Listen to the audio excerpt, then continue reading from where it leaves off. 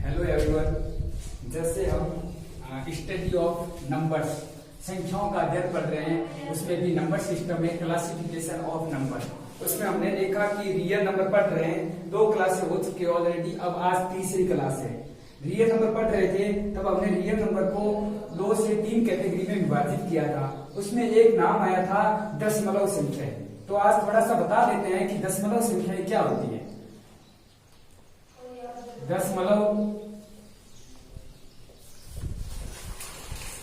संख्याएं, दशमलव संख्याएं 3 प्रकार की होती है। शांत दशमलव, अशांत पुनरावर्ती दशमलव, अशांत अनावर्ती दशमलव। दशमलव संख्याएं 3 प्रकार की होती है, जिसमें पहला टाइप होता है शांत दशमलव।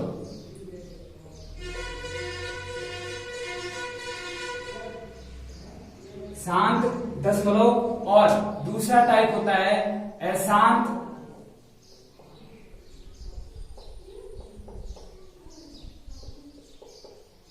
पुनरावर्ती दशमलव।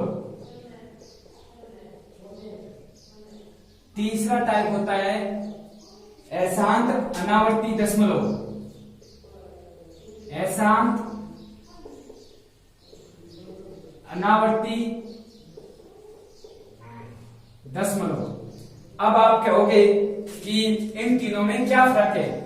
दशमलव संख्याएं 3 प्रकार की होती है। शांत दशमलव, अशांत पुनरावर्ती दशमलव, अशांत अनावर्ती दशमलव। अब शांत दशमलव कौन से होते हैं, जैसे एग्जाम्पल के थ्रू शांत दशमलव, जैसे मैंने लिखा 2.3, तो हम पॉइंट को हटाएंगे तो ये 23/10 हो जाएगा। ये शांत दशमलव है।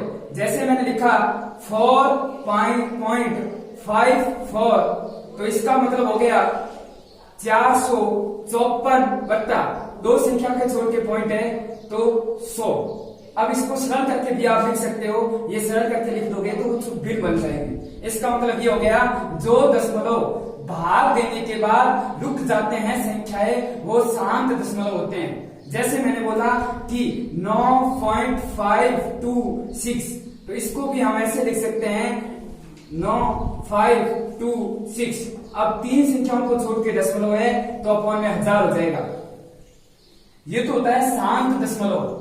अब बात आती है दूसरे की, अशांत पुनरावर्ती दशमलव कौन से होता है। अशांत पुनरावर्ती दशमलव होता है, जैसे एग्जाम्पल के थ्रू समझना चाहे तो जैसे मैंने लिखा 0.6666, ऐसे ऐसे चल रहा है, तो ये एक अशांत पुनरावर्ती दशमलव है। इसमें संख्याएं पॉइंट के बाद रिपीट होती हुई आपको दिखाई देगी। वो तो होता है अशांत पुनरावर्ती दशमलव। और शांत दशमलव वो होता है जिसमें संख्याओं को भाग देने पर संख्याएं फिक्स मान के बाद रुक जाती है, वो होता है शांत दशमलव। अब जैसे इसको हम लिखना चाहे तो कल मैंने आपको सिखाया था, जैसे इसका मतलब हो गया 0.6 का बाद। अब यहां इसका मतलब हो गया 6/9। जितने ऊपर बार है उतने तो नीचे 9 लगा देंगे, जितने ऊपर बार नहीं है उतने नीचे 0 लगा देंगे। बट यहाँ एक ही संख्या है, उसके ऊपर बार है तो हमने नीचे 9 लगा दिया। इसको काट के छोटा करेंगे तो ये हो जाएगा 2/3। इस कारण 0.666 का मतलब हो गया 2/3। ये अशांत पुनरावर्ती दशमलव है। आप 2 में 3 का भाग दोगे तो 0.666 ऐसे संख्याएं चलती रहेगी। जैसे मैंने एक और एग्जाम्पल ले लिया, जैसे मैंने आप एग्जाम्पल से समझो। जैसे मैंने ले लिया 0.727272 ऐसे ऐसे चल रही है, तो इसका मतलब हो गया 0.72 का बाद, और इसका मतलब हो गया 72/2 संख्या के ऊपर बार है तो 2 9। इसका मतलब हो गया 72/99। अगर आप 72 में 99 का भाग दोगे तब आएगा 0.727272। अब आप जैसे मैंने एक और एग्जांपल ले लिया 0.4 3 5 3 5 3 5 ऐसे ऐसे संख्या चल रही है। ये भी एक अशांत पुनरावर्ती दशमलव का उदाहरण है। जैसे इसको लिखना चाहे इसको कैसे लिखेंगे, इसको लिखेंगे 431 बट्टा 990। अब ये कैसे लिखा, ध्यान से देखो। जैसे मैंने बोला अभी ये लिखी हुई है संख्या 4.0.353535। इसका मतलब ये हो गया 0.4 तो एक ही बार रिपीट हो रहा है ना, वापस रिपीट हुआ नहीं, तो 4 को ऐसे लिख देंगे। इसके बाद 35 35 35 35 रिपीट हो रहा है तो हम इसको लिख देंगे 35 का बार। अब जितनी संख्या के ऊपर बार है इतने तो नीचे शून्य आएंगे, जितनी संख्या के ऊपर बार है इतने नीचे 9 आएंगे। तो 2 संख्या के ऊपर बार है तो 2 9 आ गए, एक संख्या के ऊपर बार नहीं है तो एक शून्य आ गया। अब क्या करोगे, जिस संख्या के ऊपर बार नहीं है उसको एक संख्या से घटा दोगे उसमें से। जैसे पूरी संख्या है 435, इसमें से ये 4 घटा दोगे, जिस संख्या के ऊपर बार नहीं है उस संख्या को घटा दोगे। 435 में से 4 जाएगा तो बचेगा 431 बटा 990। इस प्रकार हम लिखते हैं इस संख्याओं को और ये अशांत पुनरावर्ती दशमलव होते हैं।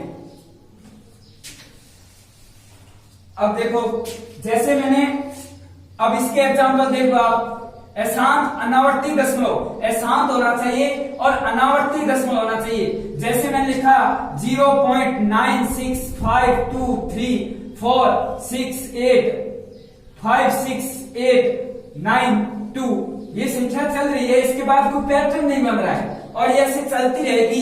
कोई संख्या है जिसको भाग देने पर फिक्स मान नहीं होगा, तो ये एक अशांत अनावर्ती दशमलव का उदाहरण है। समझ आ गया। दशमलव संख्या क्या होती है, दशमलव संख्या 3 प्रकार की होती है, शांत दशमलव, अशांत पुनरावर्ती दशमलव, अशांत अनावर्ती दशमलव।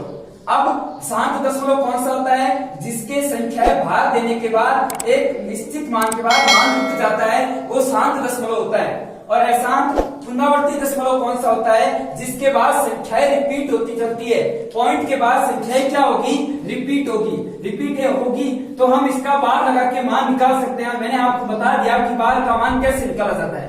और अशांत अनावर्ती दशमलव कौन सा होता है, जिसके अंदर पॉइंट के बाद संख्याएं कोई पैटर्न नहीं बनता और संख्याएं लगातार कंटिन्यू चलती रहती है, वो अशांत अनावर्ती दशमलव होते हैं। अब कल हमने बताया था परिमेय संख्या और अपरिमेय संख्या, तो बताओ शांत दशमलव और अशांत पुनरावर्ती दशमलव और अशांत अनावर्ती दशमलव, इनमें से कौन सी परिमेय संख्या है और कौन सी अपरिमेय संख्या है। हम लिखना चाहे ना तो शांत दशमलव और अशांत पुनरावर्ती दशमलव, ये दोनों ही परिमेय संख्या होती है।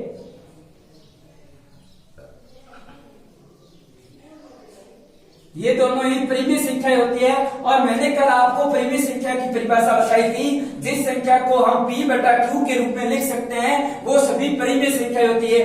देखो, इसमें हमने इस संख्या को p बटा q के रूप में लिख दिया, इसको p बटा q के रूप में लिख दिया, इसको भी p बटा q के रूप में लिख दिया। इसका मतलब शांत दशमलव एक परिमेय संख्या है। और अशांत पुनरावर्ती दशमलव, इसको भी हमने p बटा q के रूप में लिख दिया, इसको भी p बटा q के रूप में लिख दिया, इसको भी p बटा q के रूप में लिख दिया। इसका मतलब अशांत पुनरावर्ती दशमलव भी एक परिमेय संख्या है। अब बात रहेगी अशांत अनावर्ती दशमलव। अशांत अनावर्ती दशमलव एक अपरिमेय संख्या है।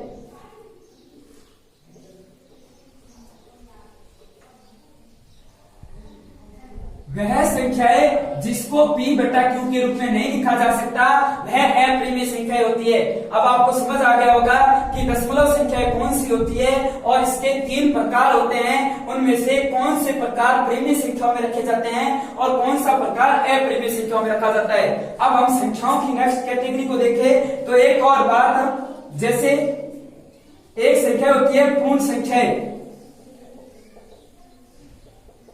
जिसको इंग्लिश में बोलते हैं होल नंबर्स।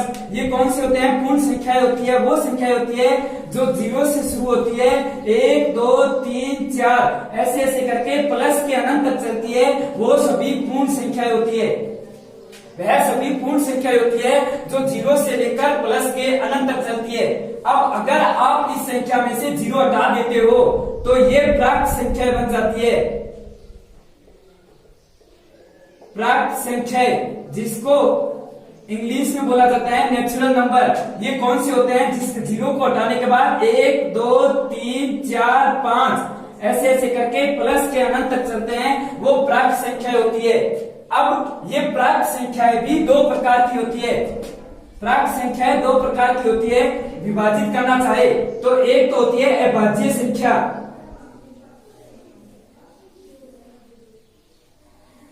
एक होती है भाज्य संख्या। अब अभाज्य संख्या कौन सी होती है? वह संख्याएं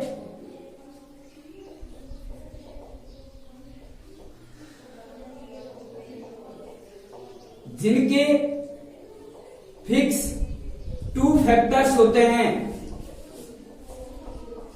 वह तो अभाज्य संख्या होती है। और वह संख्याएं